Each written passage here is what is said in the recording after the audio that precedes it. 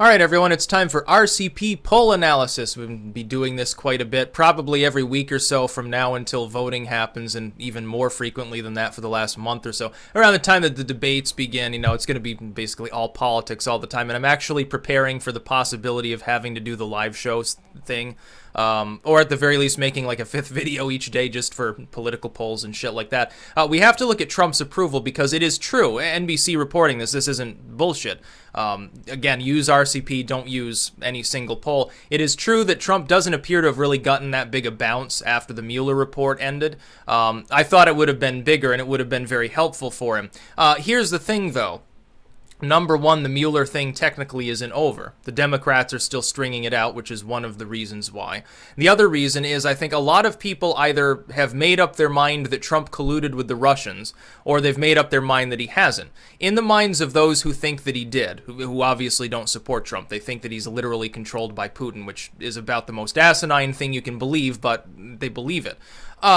In their minds, that 40 or some odd percent of the population that thinks so, the Mueller report has been deeply tainted because the AG happens to have been a recent Trump appointee, and so they just dismiss out of hand the fact that the report found no evidence of collusion. And it's very funny to see more of the anonymous source shuffle happening right now. An anonymous source close to the matter says that the Barr letter doesn't actually talk deeply enough about the report, and actually it shows a worse picture for Trump than Barr's write-up, basically, the final report. And so the House Judiciary wants it, and everyone else wants it released. And they're like, well, we don't trust Barr, which is like, well, yeah, I mean, you can definitely have an attorney general who's corrupt or something. I just don't think that in this situation he is. We've had plenty of corrupt attorney generals. Look at Eric Holder's. Was Loretta Lynch attorney general? Who headed DOJ and who was I can't remember. I can't remember the titles of these fuckers in the Obama administration. Sort of like going back to the days of Bush. Who was in the Bush cabinet? I don't know. I've sort of scrubbed those painful memories out of my mind by now. I want to focus on more contemporary issues, I suppose. But Trump getting no bounce yet doesn't mean that it won't emerge, number one. You've got a lot of discourse happening among the population, I think, on the issue anyway, between literally just people online, in general favoring Trump more, I think, because it's like, it sort of becomes a get over it moment. It's like, okay, you had your investigation for 2 years, you had the $30 million, the carte blanche to do whatever you wanted, it stunk to high hell from the get-go, it's worse now, just fucking leave it alone. And I think that that's the thought of the average American at this point. But there are people who just don't like Trump for other reasons, too. We've got to understand that the Mueller report hanging over his head, the primary effect of that was to dampen all the other cheerful news that ever happened. Good jobs report? Yeah, but Mueller. Impossible peace breaking out in Korea? Yeah, but, there's this probe going on. The president might be a Russian asset or something. And so you've had all of these instances where very, very good news has come out that normally would give a president quite a bit of a boost in support that never was able to give it to him. But from here on out, it's a different story. I think the positives become more positive, the negatives become a little bit less prevalent in the Trump administration going forward. And again, it's like when I was talking about 2016, Trump was coming from behind. He always had that lower level of support, and it never really mattered. It never figured into my metrics in guessing the 2016 election. I don't think that these metrics really matter now anyway. We're still quite a ways out from voting. And the thing is, and the NBC report is almost predictive here. They're like, well, Trump has to hope for a weak Democrat in order to hope to win. Now, that's not entirely true. You're underestimating him, which you did in 2016, and, look where that got you. But he is likely to have a weak Democrat he's running against, isn't he? He's likely to be running against Joe Biden. Or Bernie Sanders, a dude who could drop dead of a stroke on stage at any given time. He's going to be nearly 80 years old. Yes, I'm sure he's going to be very sprightly. He's going to be just jumping around on the debate stage. Or Kamala Harris, somebody who will alienate a lot of business Dems. She is a triple minority. Yes, there are people in the Democratic Party who I don't think would be very tough. You're more likely to get a Republican, black, female, non-Christian than you are a Democrat actually elected.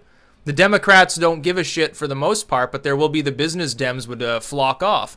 Absolutely they would, because a lot of these people have racial and sexist beliefs. It's just the way that it is. You've got to be honest about your own party's demographics if you're going to go forward with a strategy. I can't see any of the, as far as polling numbers go, any of the viable Democrats that could become the nominee. I don't see any of them winning. I just don't see, like, I think the closest would be like this Buttigieg dude. He was having his 15 minutes of fame at the moment. Yeah, he might be viable, but half of that is because nobody knows who he is. It's the Kasich effect all over again too. You got to understand that Trump's approval is also being held down right now by the fact that there's no single coalesced person for him to be in opposition to. It's kind of Nancy Pelosi, it's kind of Joe Biden, it's kind of the general idea of socialism within the Democratic Party, but it's no single thing. Once you start winnowing down the field and you have more of a clear picture of who he's going to be running against, that will rapidly change. But like with the Kasich effect, when you say like Buttigieg or Yang or somebody like that has like, you know, decent approval in party or something, that's because no one knows who they are. So you might as well just say that's the approval of a generic Democrat among Democratic voters, likely voters, or people who will participate in the Democratic primaries. Now, by the way, in many states, open primaries, you know, maybe I should go there. Well, Bernie Sanders would definitely win Vermont in the primaries, like by a huge margin. He'd get like 80%, I think, against Hillary Clinton. I think he got like in the upper 60s.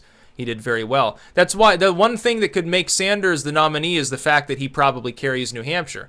But then again, if he's coming from behind as he is right now, if he loses New Hampshire, he definitely doesn't become the nominee. That's the state to beat Sanders in. With Iowa, it's more likely to be a Biden. And so they would go into South Carolina swinging away at each other, and basically everyone else would get ignored. And then Nevada comes, I think, and seals the deal for a Joe Biden over someone like Sanders. Trump's approval being at 43-44%, well, it's pretty much where it's been at. And a lot of people, again, they think of that as a low ceiling. He can't get beyond that number. That's not true. He's been above that number.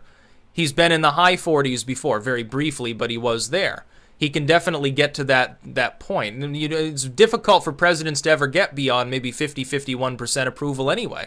Almost no president ever spends any sustained period of time in that, unless you've got an economic miracle going on, or a war that's going really well, or something like that. Like a JFK moment, or some really, really great speech. Trump's a good speaker, but he's not a great speech maker. He's not great at the speaking thing, especially when he's off script. He's better with a teleprompter, in all honesty. You know, he does the boardroom thing. He's used to just basically manhandling words, and nobody wants to stand up to him because they don't want to get fired or something. That's definitely carried over into his presidential persona. That's a totally survivable level of support, though. If he were like in the 30s, then he'd have to worry. 43, 44, well, it's where he's been at. That's his high floor, not a low ceiling. Yes, there's somewhere between 30 and 40% of Americans really like Trump. And the number of people who really hate him is probably about the same as that. It's the rest of the country that he's trying to win over, and the Democrats are trying to win over. Trust me, people who are undecided as to who they're going to vote for, they're not going to like the socialist platform of the Democratic Party.